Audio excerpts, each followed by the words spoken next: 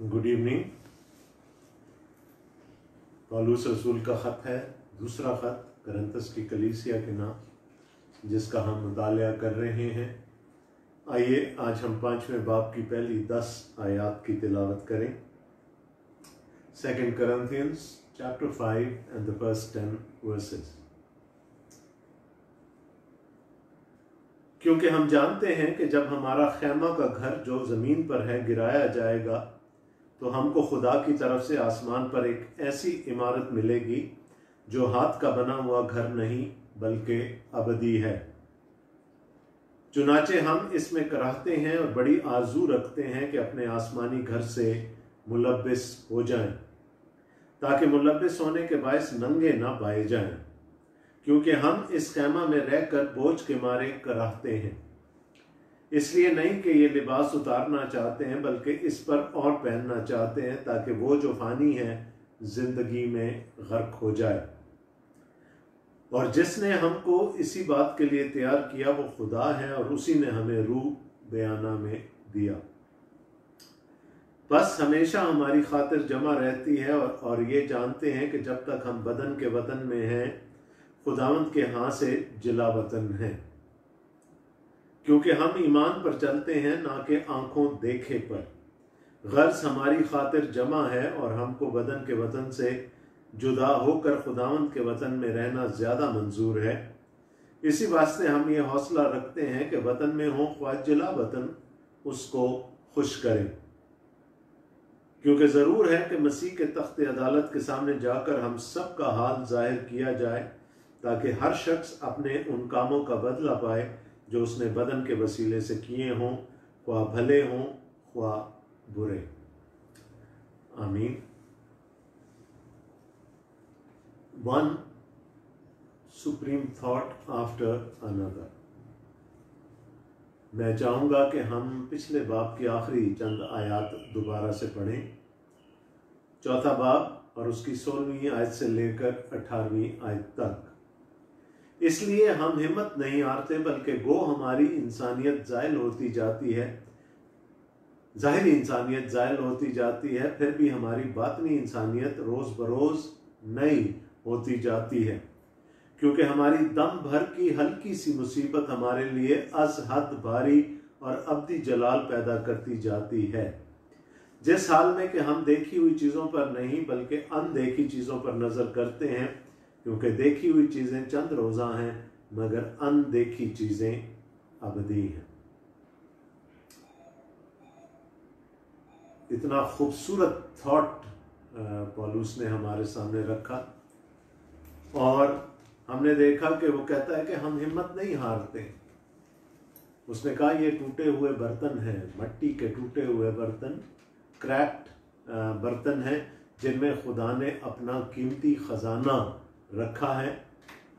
और ये जो बदन है हमारे, ये तो तकलीफें उठाने से और वैसे भी एजिंग के प्रोसेस के थ्रू ये तो जायल होते चले जा रहे हैं, लेकिन हमारी बातनी इंसानियत जो है वो नई होती जा रही है, रोज बरोज नई होती चली जा रही है।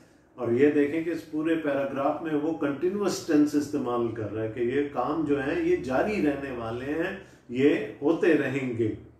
क्योंकि हमारे दम भर की हल्की सी मुसीबत हमारे लिए असहद भारी और अब्दी जलाल पैदा करती है। मैंने कल भी ये बात की थी, Paul had an eternal perspective. वो चीज़ों को अब्दी नुक्ता नज़र से देखता था कि ये चीज़ें जो हैं ये पल भर की हैं, ये मुसीबतें उस जलाल के मुकाबले में कुछ भी नहीं है जो हमें मिलेगा।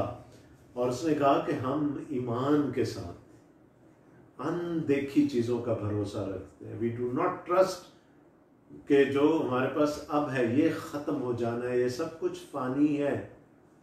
हम गैर फ़ानी चीज़ों की आरजू रखते हैं, उम्मीद रखते हैं।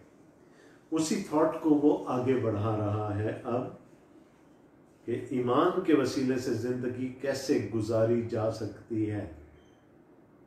कि दुख तो यहाँ उठा रहे हों, नज़र आसमान पर हो, नज़र अब अबदियत पर हो, इटर्निटी पर हो नज़र, ये सिर्फ ईमान के वसीले से हो सकता है। और यही वो चीज़ है जो कि एक ईमानदार को स्ट्रेंथ देती है उन सारी हार्डशिप्स को फेस करने के लिए जो शायद इस दुनिया में फेस करनी पड़ती हैं। और कल भी हमने बात की थी, वो क्या कह रहा है, इतनी मुसीबतें उठाने वाला शख्स कहता है दम भर की हल्की सी मुसीबत। क्यों? इसलिए कि उसका पर्सपेक्टिव इटर्नल था। तो जब हमारा पर्सपेक्टिव बदल जाता है तो फिर चीज़ें नए तौर से नज़र आना शुरू हो जाती हैं।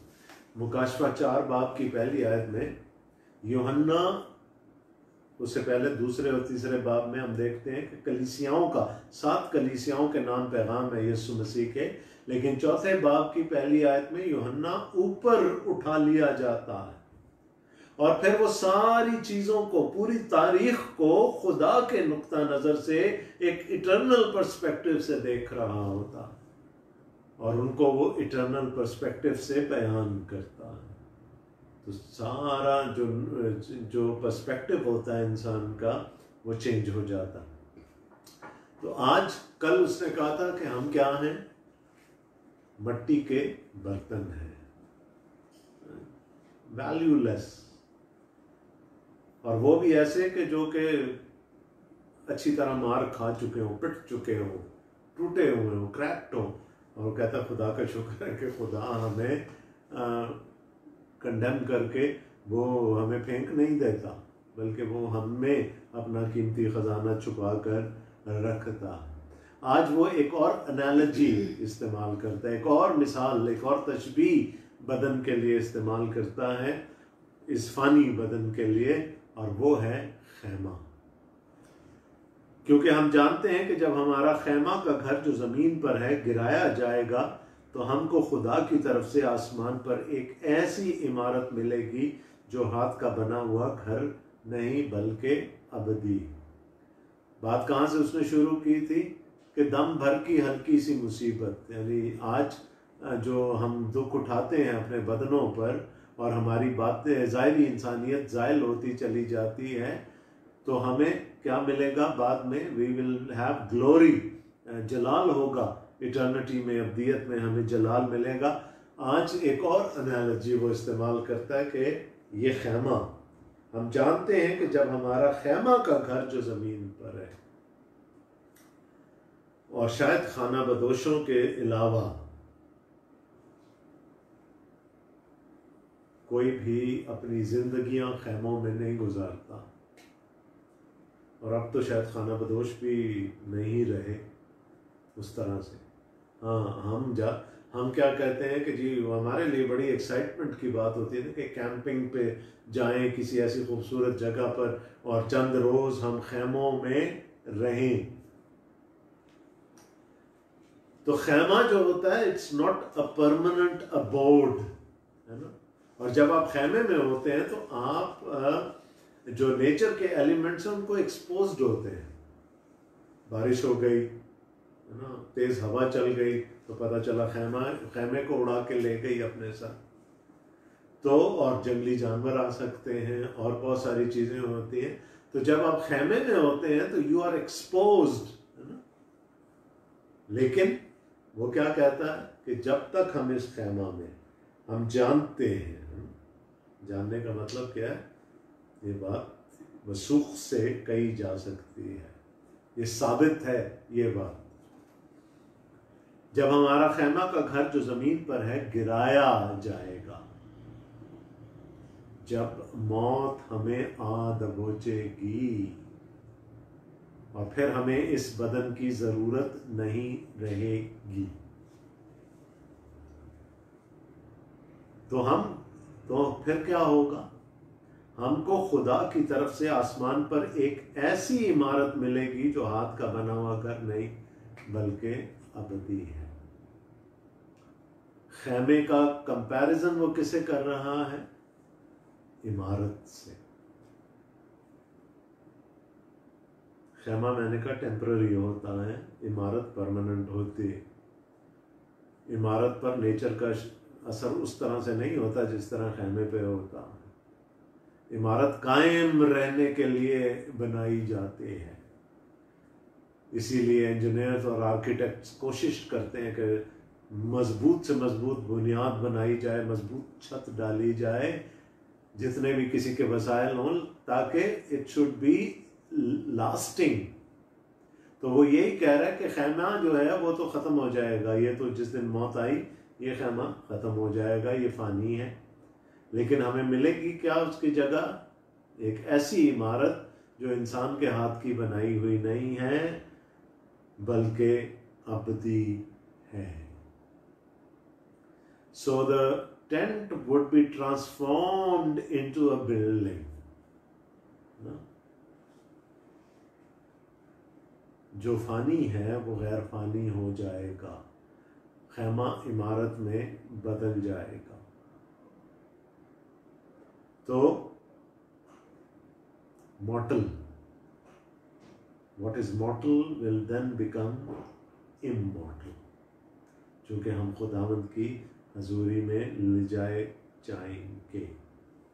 तो वो कहता है मौत से नहीं डरते, रोज मरते हैं, रोज सर पे कफन बांध कर निकलते हैं, रोज मरते हैं, क्योंकि हमें मालूम है कि जिस दिन ये खैमा ज़ाइल हो गया, we will be closer to getting a permanent abode, एक इमारत मिल जाएगी हमें।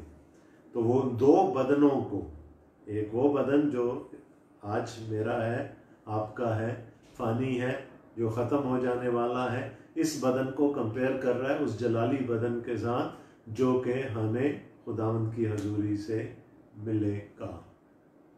लेकिन इंटरम पीरियड में क्या होगा? क्योंकि ये बदन तो दफनाया जाएगा, कुछ दिनों के बाद हड्डियाँ ही रहेंगी पीछे और कुछ नहीं रहेगा, ये तो ख़त्म हो जाएगा। तो ये इंटरम पीरियड क्या एकदम से हमें जलाली बदन मिल जाएगा?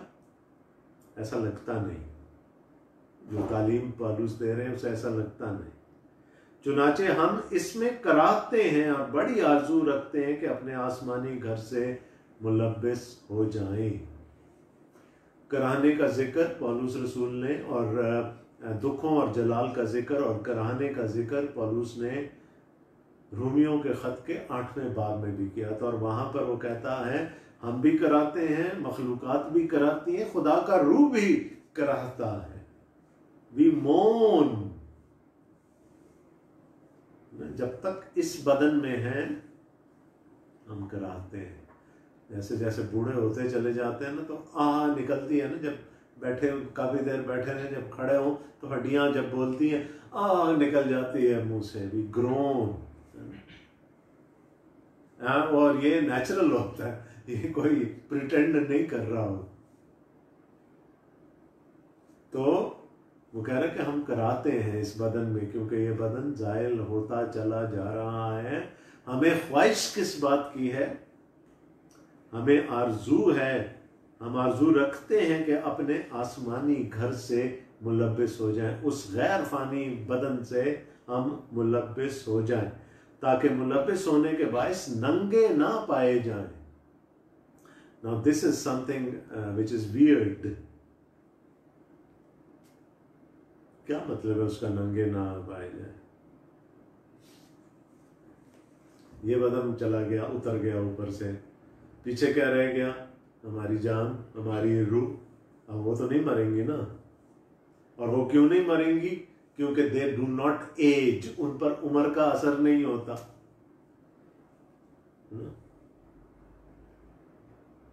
इसलिए एक बूढ़ा भी जवानों जैसी हरकतें कर रहा, क्योंकि वो रूह और वो जान जो अंदर है वो बूढ़ी नहीं होती, जिस्म बूढ़ा होता। तो क्या है, वो रूह और वो जान तो अपनी जगह रहेंगे ना, ऊपर से बदन उतर गया। तो पौलुस इसको क्या कहते हैं? ये बिल्कुल ऐसे ही है जैसे हम खुदावंद के सामने नंगे हो गए, क्योंकि ये खैमा, ये जो बर्तन है ये टूट गया, ये ज़ाहिरी इंसानियत जो है वो ज़ायल हो गई।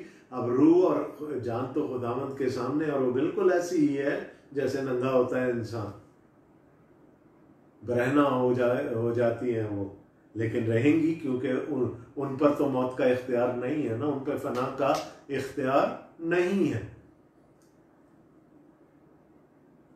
ताकि वो कहते हैं जल्दी हो जाए तो अच्छा है, यानी इधर हम मरे, इधर ये बदन खत्म हो, उधर दूसरा बदन हमें मिल जाए। और पौलुस उन लोगों में से था जिसको ये उम्मीद थी कि वो यीशु मसीह की दूसरी आमद तक जिंदा रहेगा। इसलिए थस्सलुनीकियों के खत में वो कहते हैं हम जो जिंदा होंगे, हम भी, हमारे भी बदन आनंद पानंद तब्दील हो जाएंगे। तो वो कह रहा है कि यहाँ एक कपड़े उतरे और दूसरे फौरन से चढ़ जाएं, मुझे अच्छा नहीं लगेगा कि मैं खुदावंद के हजूर नंगा हो जाऊं, मेरी जान मेरी रूह खुदावंद के हजूर बरहना हो जाए। I would want an immediate change of clothes, right? I would need that glorified body immediately. But जिस तरह से लिखा है पौलुस ने, लगता है ऐसा है कि एकदम से नहीं मिलता। वो तो जब मुर्दे जिंदा होंगे, जब खुदावंद यीशु मसीह फरिश्ते के ललकार के साथ, मुकर्रब फरिश्ते के साथ, इसकी ललकार के साथ और नकारे के साथ आएंगे, तो सारे मुर्दे जिंदा की उस वक्त वो बदन हमें मिलेगा। In the interim period we will be as naked as we can be. हमारी रूह, हमारी जान खुदावंद के सामने ऐसे होगी जैसे बरहना। लेकिन पौलुस कहता है मैं ऐसा रहना नहीं चाहूँगा खुदावंद के सामने, ताकि मुलब्बिस होने के बायस नंगे ना पाए जाएं। ये I mean these are euphemisms, ठीक है, इसको आप लिटरल ना लें। वो इसको समझाने की खातिर ऐसी जुबान इस्तेमाल कर रहा है। क्योंकि हम इस खैमा में रहकर बोझ के मारे कराहते हैं, इसलिए नहीं कि ये लिबास उतारना चाहते हैं, बल्कि इस पर और पहनना चाहते हैं, ताकि वो जो फानी है जिंदगी में गर्क हो जाए। पौलुस की ये उम्मीद थी और उस वक़्त के हर ईमानदार की, जैसे अगर आज भी कोई हकीकी ईमानदार है, उसकी यही ख्वाहिश होगी कि उसकी ज़िंदगी में ही खुदावंद यीशु मसीह की दूसरी आमद हो जाए। लेकिन पौलुस को ये सादत नसीब नहीं हुई। शायद हमें हो जाए, शायद हमें भी ना हो। तो वो ये कहता है कि मैं तो फौरन ट्रांसफॉर्म होना चाहूँगा, मैं दूर नहीं रहना चाहता खुदावंद से। और वो क्या कह रहे हैं, ये हम ये नहीं चाहते कि ये लिबास उतर जाए, ठीक है, हम चाहेंगे कि एकदम से चेंज हो जाए ये लिबास, ताकि जो फानी है वो जिंदगी में गर्क हो जाए, ये उतरे और फौरन से हमें अब्दियत का लिबास मिल जाए। और जिसने हमको इसी बात के लिए तैयार किया वो खुदा है, और उसी ने हमें रूह बयाना में दिया है। खुदा ने ये वादा किया है, और खुदा ने टाइटल डीड की, इमारत का जिक्र उसने किया था ना, तो इमारत का बयाना दिया जाता है जब इमारत को लिया जाता है। तो वो कह रहा है कि खुदा ने वादा किया है हमें वो इमारत देने का, और बयाना के तौर पर, टाइटल डीड के तौर पर, टोकन मनी के तौर पर उसने हमें अपना रूह दे दिया है, ताकि हम इस जिस्म में रहते हुए भी वो उस रूहानी जिंदगी का मजा चख सकें, जो कि हम जब उस बदन में आएंगे तब चखेंगे। हम इस दुनिया में रहते हुए भी we can have glimpses of that life, that eternity. कह रहा पाक रूह है हमारे पास जो हमें इन सारी चीज़ों की यकीन दहानी कराता। और बस, पौलुस का फेवरेट वर्ड, कह रहा पाक रूह है यकीन दहानी कराने के लिए, बस हमेशा हमारी खातिर जमा रहती है। खुदा का रूह अंदर है, वो हमें अंदर से अश्योर करता है, so we are confident, always confident. शक नहीं आता हमारे दिलों में कि ऐसा नहीं होगा,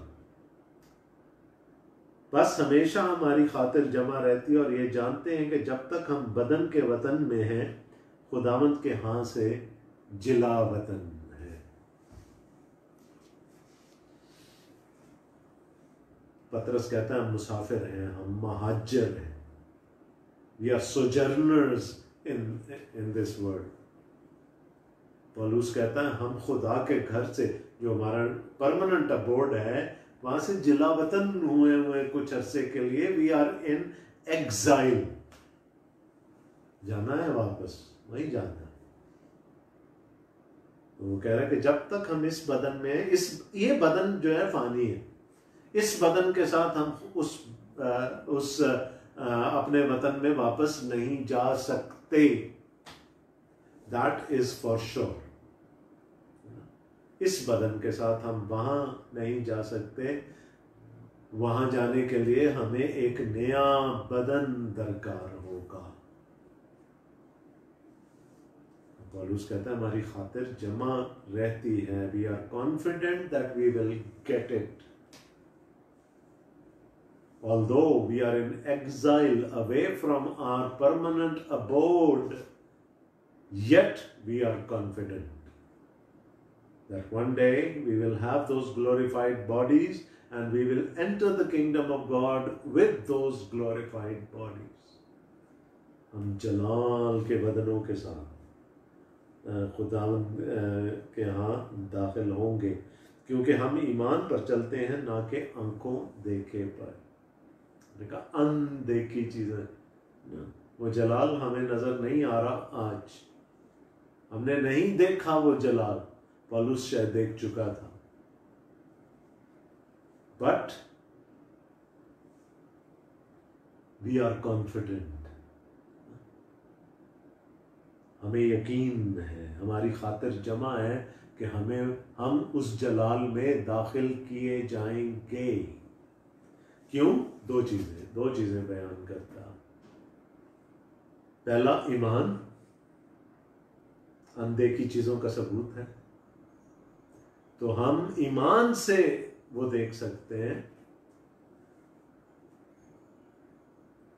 ओ है जगह सोनी, सुथरा हिस्सा मेरा।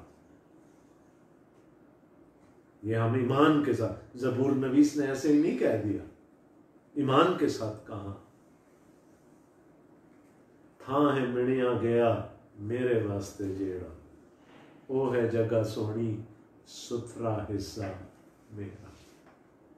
ईमान से देख रहा है जबूर नवीस कि जो कुछ भी होगा वो it's going to be full of glory, it is going to be beautiful. तो पौलुस क्या कह रहे हैं? ईमान से हम अनदेखी चीजों पर देखी चीजों पर यकीन नहीं रखते, अनदेखी चीजों पर ईमान से यकीन रखते हैं। और दूसरा, खुदा का पाक रूह है जो हमें बयाना के तौर पर दे दिया गया, वो हमें श्योरिटी दिलाता है कि we are going to inherit the kingdom of God one day and we will have glorified bodies. गर्ज हमारी खातिर जमा है। दोबारा वही बात कर रहे हैं। एक दफा उसने पाक रूह के वसीले से कहा, दूसरी दफा उसने कहा ईमान के वसीले से हमारी खातिर जमा। गर्ज हमारी खातिर जमा है और हमको बदन के वतन से जुदा होकर खुदावंद के वतन में रहना ज्यादा मंजूर है। फिलिपियों पहले बाब में उसने क्या कहा था? दिल तो चाहता है, आई लॉन्ग, आई यर्न, कि आज ही उड़ के खुदावंद के पास पहुंच जाए, because that is a better place. लेकिन तुम्हारी खातिर, फिलिपियों की कलीसिया को लेकर आ, तुम्हारी खातिर मुझे इस बदन के घर में रहना कबूल है, बिकॉज आई नो कि यहाँ पर हूँ तो मैं तुम्हारी खातिर हूँ, ताकि तुम्हें इंजील सुना सकूँ, ताकि तुम्हें खुदावंद के कलाम से खुशखबरी दे सकूँ, तुम्हें खुदावंद के बादशाही की खुशखबरी दे सकूँ। उन्होंने कहा बदन के खेमे में रहना भी अभी मेरे लिए ज़रूर है, दिल तो कुछ और चाह रहा। फिर उसने वही वाली खूबसूरत बात की जिसका मैंने कल भी जिक्र किया था कि जीना मेरे लिए मसीह है और मरना ना। तो वो क्या कहता है? गर्ज हमारी खातिर जमा और हमको बदन के वतन से जुदा होकर खुदावंद के वतन में रहना ज्यादा मंजूर है। कितना अफसोस करते हैं हम जब कोई ईमानदार, मैं ये नहीं कह रहा कि कोई गैर ईमानदार होगा, हमारा अजीज होगा तो हमें दुख नहीं होगा, अगर कोई ईमानदार मर जाए जिसके ईमान का हमें भरोसा भी था हो कि वो वाक़तन खुदावंद पर ईमान रखता था, जब वो मर जाए तो हम कितना वावेला मचाते हैं, दुख करते हैं, अफसोस करते हैं। कुछ कलीसिया के लिए बहुत बड़ा नुकसान हो गया।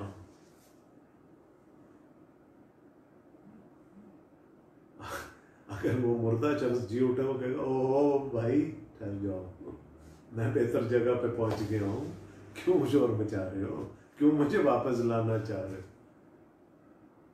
हम उसको नुकसान समझते हैं, लेकिन पौलुस क्या कहता, that is a better place. खुदावंद में रहना ज्यादा मंजूर है, लेकिन जीऊं या मरूं, जलाल किसको देना है? मसीह को देना है। इसी वास्ते हम ये हौसला रखते हैं कि वतन में हो ख्वाह जिला वतन, उसको खुश करें। सिंपल सा ऑब्जेक्टिव, यहां है वहां है, जहां भी है, अपने वतन में है या यहां है जिला वतन में, खुश किसको करना है? खुदा। क्योंकि जरूर है कि मसीह के तख्त अदालत के सामने जाकर हम सब का हाल जाहिर किया जाएगा, ताकि हर शख्स अपने कामों का बदला पाए जो उसने बदन के वसीले से किए हों, ख्वाह भले हों ख्वाह बुरे। हर शख्स ने मसीह के तख्ते अदालत के सामने पेश होना है, और उसको उसके कामों का बदला मिलेगा, चाहे वो अच्छे हों चाहे वो बुरे हों। क्या ईमानदारों की अदालत होगी? मैं फिर पूछ रहा हूं, क्या ईमानदारों की अदालत होगी? यस, खुदा का कलाम कह रहा कि होगी, उसके तख्ते अदालत के सामने। लेकिन किस लिए होगी हमारी अदालत? क्या हमें सजा का हुक्म होगा?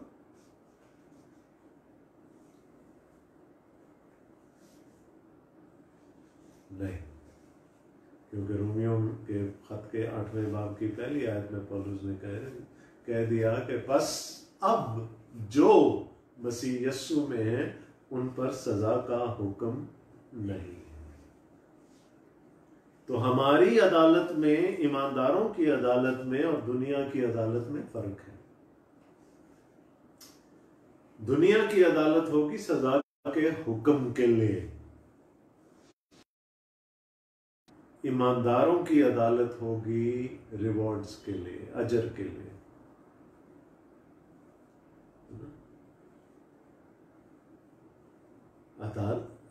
खुदा की बादशाही में दाखिल होने की वाहिद शर्त है खुदावंद यीशु मसीह पर ईमान। अगर वो है तो फिर हम पर सजा का हुक्म नहीं, हम रास्तबाज ठहराए जा चुके हैं। लेकिन यीशु मसीह ने कहा कि कौन बड़ा होगा कौन छोटा होगा खुदा की बादशाही में, इसका फैसला उस अदालत में होगा।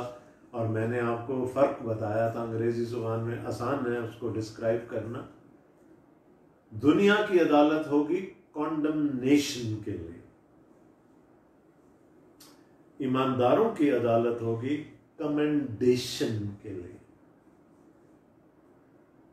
और बड़ा दुख होता है कि जब मसीही आज भी वो कॉन्डमनेशन वाली अदालत को अपने लिए समझ कर बैठे।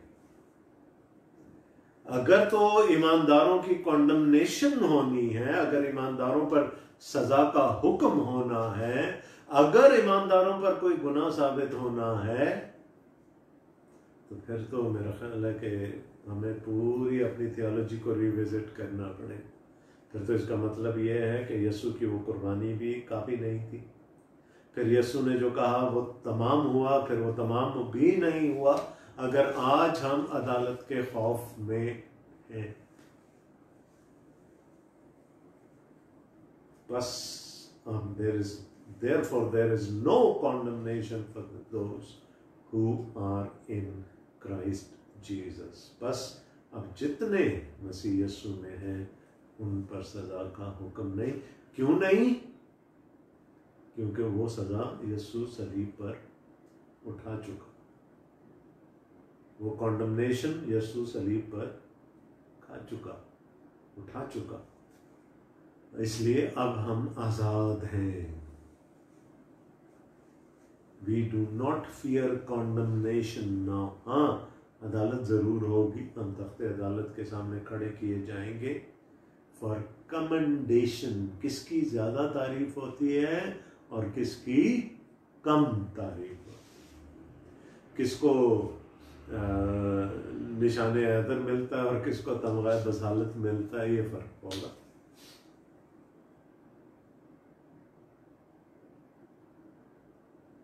लेकिन ये नहीं होगा कि हम पर सजा, क्योंकि अगर एक भी गुनाह की वजह से हमें सजा मिली तो इसका मतलब है कि यीशु की कुर्बानी उस गुनाह को धोने के लिए काफी नहीं।